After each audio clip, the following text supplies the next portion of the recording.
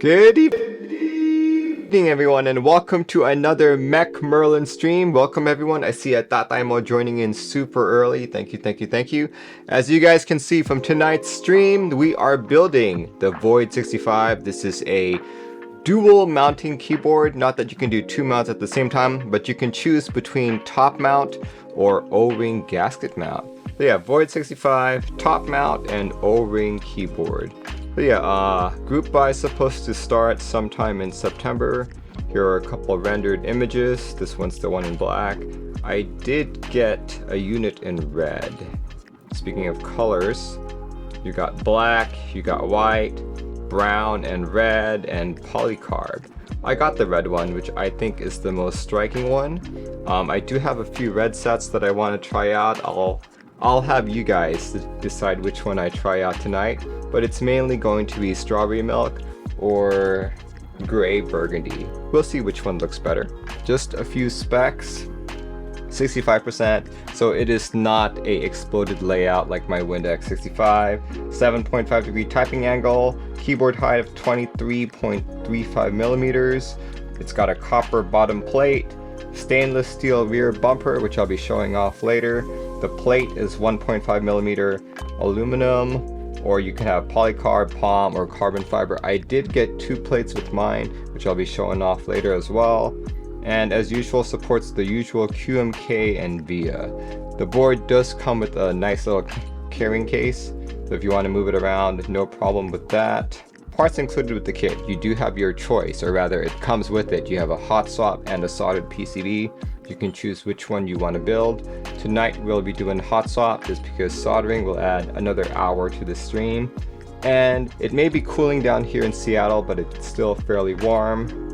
Comes with a 58 O-ring, some custom designed rubber feet, and a few other accessories which will help you build the board, such as a screwdriver.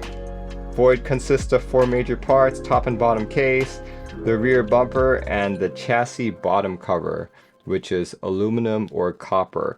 By the weight of my unit, I think mine is actually aluminum instead of copper, but we'll see. I haven't exactly opened it quite up yet.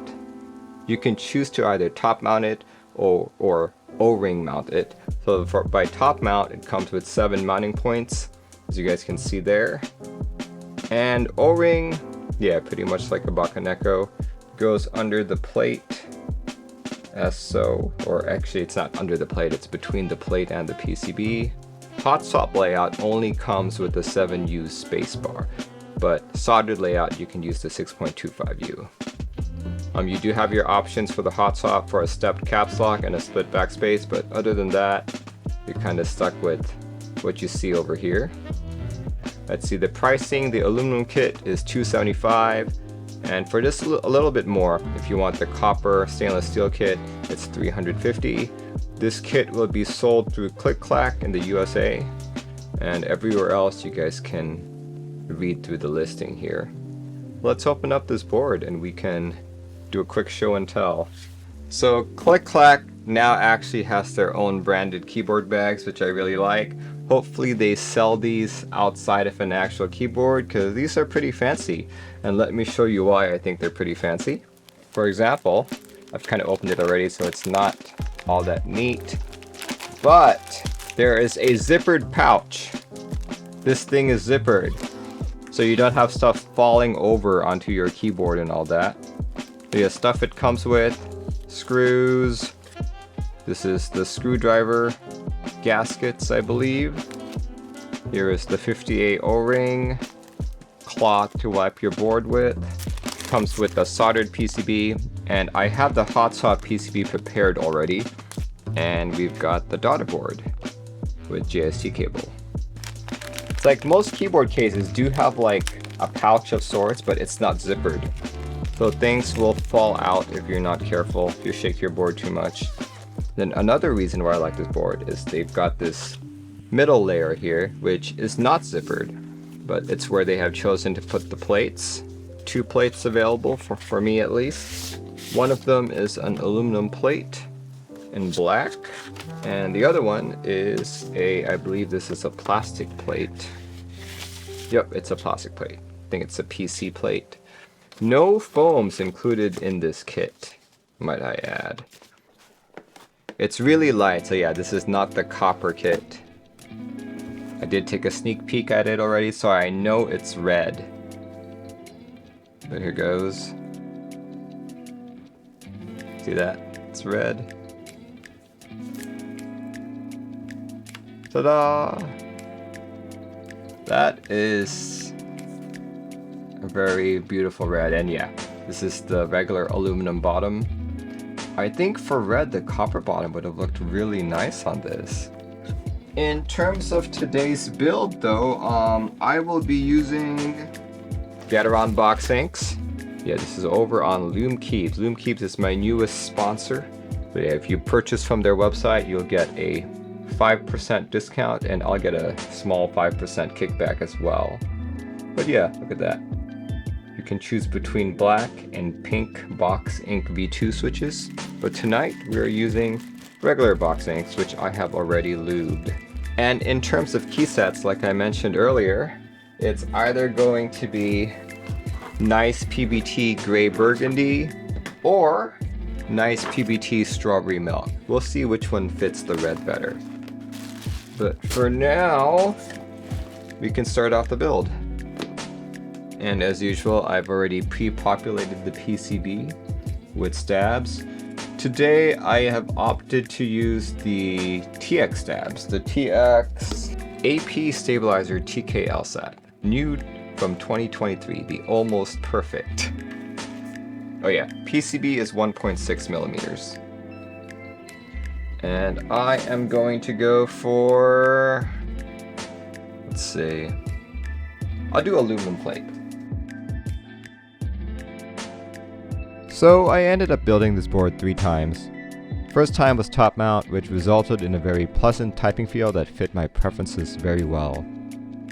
Second time was using the O-ring gasket. This one took a little longer than expected. My usage of screw-in stabilizers made for a tight fit when trying to tuck in the O-ring into the board.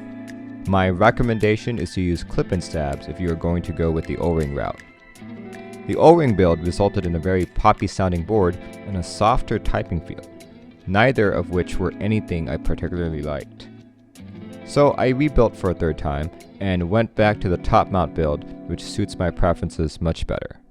The following typing sounds are in that exact order: top mount, O-ring, top mount.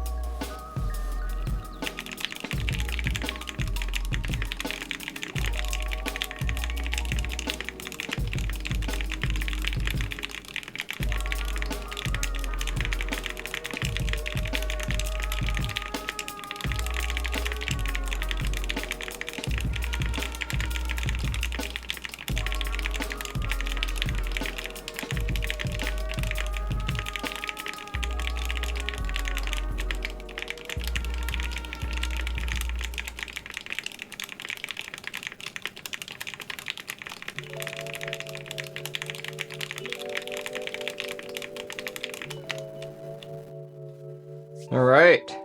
Yeah, I definitely prefer the sound and this feel much better. Some initial thoughts from the build. I'd say this is a rather involved build with the number of screws that you need to partake in, especially if you're going the top mount design. You're going to need to do 7 additional screws if I remember correctly. I will say though that if you do not need to tamper with the daughter board, you do not need to remove this metal backing over here, so don't worry about removing these screws. In terms of configurations, I love how this board gives you 2 options, either top mount or O-ring. Personally, I think both configurations sound equally good. Which one sounds better is solely up to you. For me, I prefer the top mount, which is why I've had to build this board 3 times. But yeah, top mount is the way to go for me. Top mount will also make it feel stiffer and less poppy. Now, if that's the sound you're going for, go for top mount. I think this is a very beautiful board. From the top down, as you guys can see, it looks pretty much like every other 665% out there. But its real beauty is when you look at the back and at the bottom. Board comes in at roughly 3 pounds once built. I like how the screws are hidden behind feet. Makes it a very seamless looking design, a screwless design, but at the same time also makes the build process more difficult, especially if you're going to do something like I did tonight, which was mix and match, try different configurations. So my recommendation is, at the very beginning, when you're not sure which one you want, don't put all the screws in, it'll save you some time. But yeah, overall, I think it's a great board. The current prices are not final, but the base unit, which is what this is going for $275, and the one with copper and stainless steel is going for $350. At the beginning of the stream, I wasn't able to answer if that was a steal or not. I think for a board of this caliber, both prices are equally good. Personally, I would have preferred the stainless steel variant. So if I were going to buy this board today, I would not have any problem spending $350 on it, just because I think it sounds great. Anorexus, I'm glad that you were able to join us, even for a few minutes. Thank you once again for the opportunity to build this on stream. Alright everyone, thanks for joining in. Hopefully you guys enjoyed the stream, and we will, let me put in the board first. Let's see who's online right now, who we can raid. Akshay, oh, I didn't know that he streamed. There we go. Thanks guys for joining in, and I'll see you next time. Yo, starting the raid in a few seconds. Alright, bye guys.